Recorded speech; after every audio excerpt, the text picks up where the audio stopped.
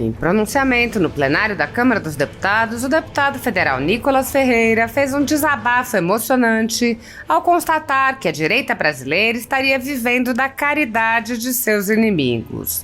Consoante o parlamentar, os políticos de direita podem estar perdendo sua essência combativa. Ao elencar violações perpetradas por Alexandre de Moraes, como a recente condenação de mais uma idosa à pena de 17 anos de reclusão, Nicolas frisou: hoje, existem pessoas que estão na cadeia injustamente, com penas desproporcionais que nem mesmo corruptos nesta nação pegaram, nenhum dos quais usa tornozeleira eletrônica. Estão sendo privados de ter contato com suas famílias e seus filhos porque estavam usando o verde e amarelo.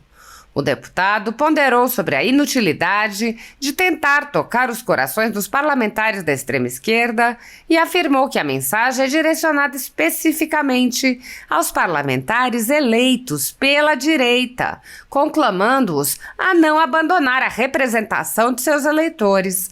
Ele disse: o que estou querendo dizer aqui é voltado para a direita, para nós que fomos eleitos aqui nesta casa, para que honremos os votos que nós tivemos.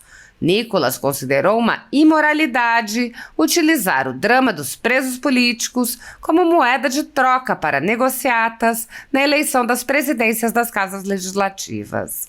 Ademais, Nicolas convocou os parlamentares conservadores a resgatarem a essência corajosa e combativa no enfrentamento contra a esquerda e a tirania, inspirando-se no exemplo do ex-presidente Jair Bolsonaro e, em especial, de sua conduta quando deputado federal. Nós estamos perdendo uma essência que vai fazer com que as pessoas também percam a sua essência, porque nós somos um reflexo do que as pessoas sentem. Alguns querem argumentar: mas Bolsonaro estava aqui sozinho e por isso ele era truculento. Mas ele, da forma truculenta e sozinho, chegou à presidência da República. Hoje, nós basicamente estamos vivendo pela caridade dos nossos inimigos. Não é isso algo que eu acredito.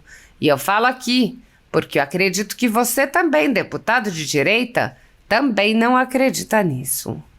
Outro sim, Nicolas frisou que acredita ter uma missão a cumprir. Eu acredito que na vida nem tudo é sobre resultados.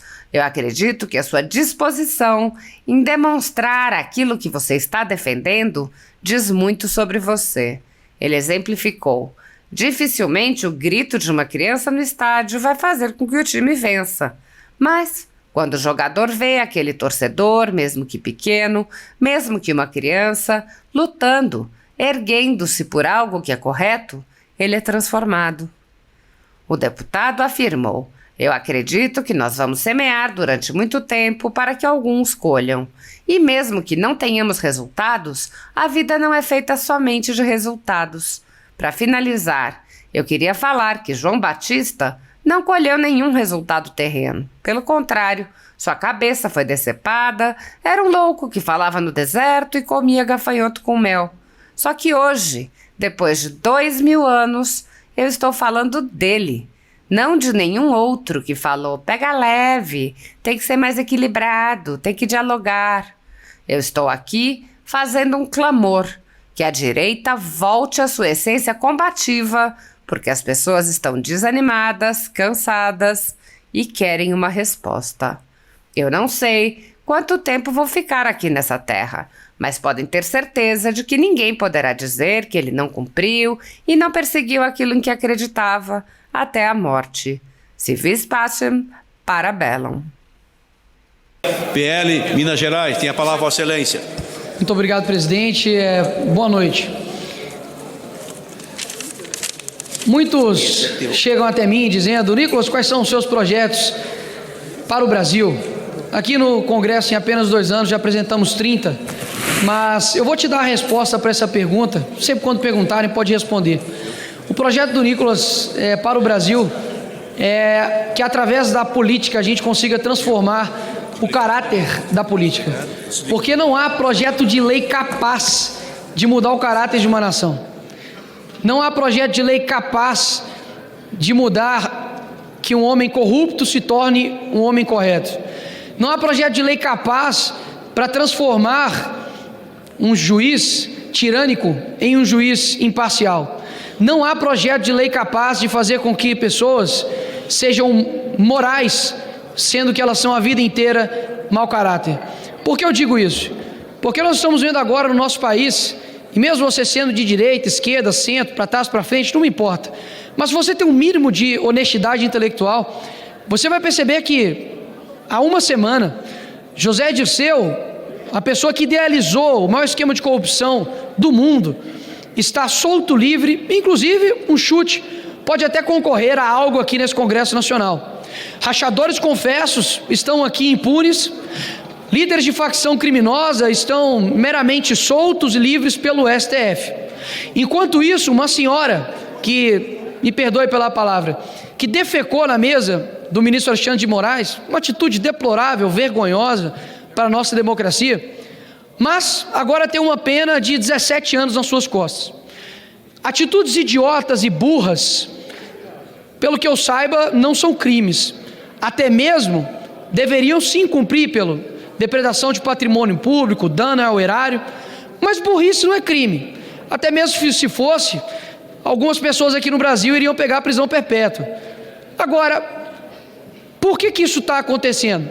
Porque ela não é filha de nenhuma celebridade, porque ela não é parente de nenhum presidente, porque ela não está envolvida com nenhuma pessoa de poder, porque ela é uma pessoa que estava lá e cometeu diversos crimes de menor potencial ofensivo, até mesmo porque era um crime impossível.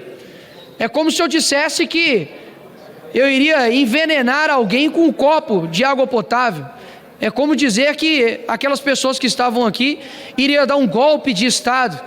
Faça aí uma breve pesquisa no que é golpe de Estado em toda a humanidade, você verá que é bem diferente do que aconteceu aqui no fatídico dia terrível do 8 de janeiro. E por que eu estou dizendo isso? Porque enquanto nós estamos aqui, enquanto eu vejo a minha filha, enquanto eu saio para poder me alimentar, poder trabalhar, ainda há pessoas que estão sofrendo por conta de uma perseguição judicial. Eu sei que tudo que eu vou falar aqui, talvez para alguns, não vai ser capaz de sensibilizar um coração tão de pedra. Afinal de contas, existem pessoas aqui que não podem dar um passo para trás, porque já estão num lamaçal tão grande ideológico que jamais concordariam comigo. Mas eu já ouvi aqui nessas sessões, por exemplo, pessoas vangloriando, por exemplo, Marighella, ou até mesmo Che Guevara, ou Stalin, ou qualquer outra figura que seja da história, com uma falácia de luta por direitos humanos, ou luta por pessoas que estão em situação de vulnerabilidade. Existem pessoas hoje, repito, existem pessoas hoje que estão na cadeia injustamente, com penas desproporcionais, que nem mesmo corruptos nessa nação pegaram, e que nenhum deles usam tornozeleira eletrônica, estão sendo privados de ter contato com suas famílias, de seus filhos, porque eles estavam usando verde e amarelo. Eu sei que a esquerda de fato tem como Bolsonaro um símbolo de ódio, um símbolo que eles detestam, e que vão fazer de tudo para poder massacrá-lo, assim como o ministro Alexandre de Moraes faz, através dessas pessoas que estão basicamente sendo ali um revanchismo jurídico. Mas o que eu estou querendo dizer aqui não é para poder falar, nossa, por favor, sensibilizem seu coração, porque eu sei que essa galera não tem sensibilidade alguma. Afinal, se tivesse, jamais, por exemplo, ostentariam a foice e o martelo que matou milhões de cristãos, inclusive. O que eu estou querendo dizer aqui é voltado para a direita. É para voltar para nós que fomos eleitos aqui nessa casa, para que a gente, honre os votos que nós tivemos. Quando você pega, por exemplo, a presidência, aqui a eleição da presidência dessa casa, que já coloco com uma imoralidade gigantesca, colocar em jogo a vida das pessoas, anistia do dia 8, mas enfim, é uma imoralidade gigantesca já fazer isso. Agora, não tenho nada contra os candidatos, inclusive já conversei, vários respeitosos. O que eu quero dizer é que as pessoas na rua direita, elas não chegam até nós e falam assim, vai lá, conquiste uma vaga no tal lugar, vai lá, conquiste uma cadeira no lugar tal. Não, o que eu escuto é, estou orando por você, não desista. Nós estamos perdendo uma essência que vai fazer com que as pessoas também percam a sua essência, porque nós somos um reflexo do que as pessoas sentem. Alguns querem argumentar, mas Bolsonaro estava aqui sozinho, e por isso ele era truculento, mas ele, da forma truculenta e sozinho, chegou à presidência da República. Hoje, nós basicamente estamos vivendo pela caridade dos nossos inimigos. Não é essa algo que eu acredito, e eu falo isso aqui porque eu acredito que você também, deputado de direita, também não acredita nisso. Você tem uma essência dentro de você, ainda dentro de você, de falar, caramba, como deveria ser, sabe, ir para cima sempre, como deveria ser realmente lutar e não arredar o pé, porque uma coisa tem que bater palma, para alguns, por exemplo, do PT, faça sol, faça chuva, eles estão aqui defendendo e sendo coerentes com aquilo que eles concordam, e mesmo que passe os anos e percam, eu acredito que a vida nem tudo é sobre resultados. Eu acredito que a sua disposição em mostrar por aquilo que você está defendendo diz muito sobre você. Dificilmente o grito de uma criança no estádio vai fazer com que o time vença, mas quando o jogador vê aquele torcedor, mesmo que pequeno, mesmo que uma criança, lutando, sabe, se erguendo por algo que é correto, aquilo dali muda tudo, porque eu acredito que todos nós fomos chamados para um tempo. Eu não tenho dúvidas que eu fui chamado para esse tempo, e não é uma exclusividade minha, é de todos nós. Afinal de contas, a gente poderia ter nascido em qualquer época dessa humanidade, mas nós somos chamados para esse tempo, e o que eu não quero é me arrepender de ter ouvido a minha essência dentro de mim, dos votos da minha família, dos meus amigos, das pessoas que me param na rua, porque simplesmente alguém me disse que é preciso fazer uma coalizão. Coalizão de verdade, em alguns momentos é necessário, mas eu acho que a gente precisa se encarar em diversos momentos aqui nessa casa, com coragem, porque eu acredito que nós vamos semear durante muito tempo, para que alguns colham, e mesmo que não dê resultados, a vida não é feita somente de resultados. Para poder finalizar, senhor presidente Sóstenes,